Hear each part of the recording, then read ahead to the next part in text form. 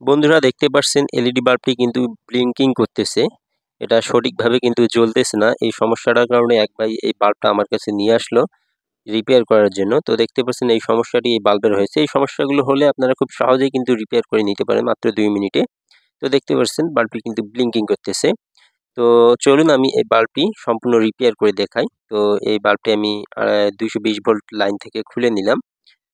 তো এই বাল্বটির এখানে যে ডিওবিটা এবং এখানে বডির ভেতর যে ড্রাইভারটা ২ টা যেকোনো একটা সমস্যা তো হয়েছে অবশ্যই, যার কারণে এই সমস্যাটি হচ্ছে। তো দেখতে পাচ্ছেন এখানে ডিওবিটা, এখানে কিন্তু ৫ টি বাল্ব ছোট, ছোট লাগা আছে এলইডি বাল্ব।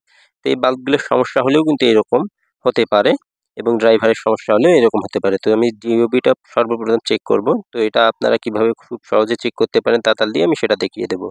তো আপনারা হাতে আঙ্গুল দিয়ে ধরবেন এবং এই তাতালটা একটা ছোট্ট এলইডি বাল্বের এক প্রান্তে লাগিয়ে দেবেন। দেখবেন এখানে সবগুলো বাল্ব জ্বলবে। সবগুলো বাল্ব জ্বললে কিন্তু ভালো আছে, আর যদি সবগুলো না জ্বলে তাহলে এখানে ডিওবিটার সমস্যা। তো এখানে দেখতে পাচ্ছেন যেহেতু সবগুলা বাল্ব জ্বলছে তাহলে আমার ডিওবিটা ভালো আছে, আমার ড্রাইভারটির সমস্যা।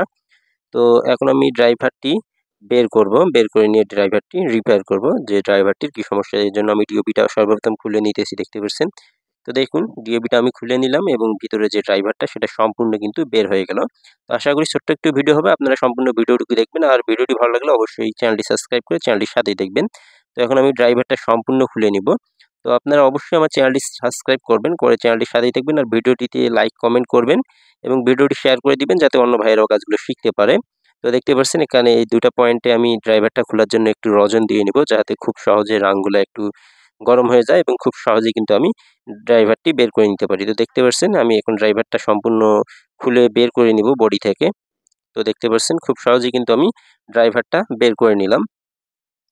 এই ড্রাইভারটারই কিন্তু মূলত সমস্যা। এটা একটা ৫ ওয়াট এলইডি বাল্ব। তো দেখতে পাচ্ছেন ৫ ওয়াটের একটি সার্কিট, এটি সার্কিট বোর্ড। তো এই সার্কিট বোর্ডটিরই কিন্তু সমস্যা হয়েছে। তো অনেক ভাইয়েরা কাজগুলো করেন যাদের কাছে খুচরা এই সার্কিট বোর্ডের মালামালগুলো না থাকার কারণে রিপেয়ার করতে পারেন না।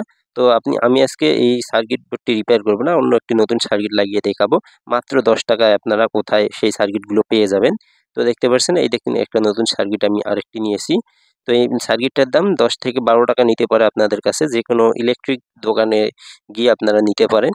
তো এই সার্কিটটা নিয়ে নিবেন মাত্র ১০ টাকায়। যদি আপনাদের কাছে সার্কিটগুলো রিপেয়ার করার মতো কোনো প্রকার পাস না থাকে তখন আপনারা এই সার্কিটগুলো লাগাতে পারেন, কোনো সমস্যা হবে না। তো আমি এই নতুন সার্কিটটা এই এলইডি বাল্বটাতে লাগিয়ে দিব।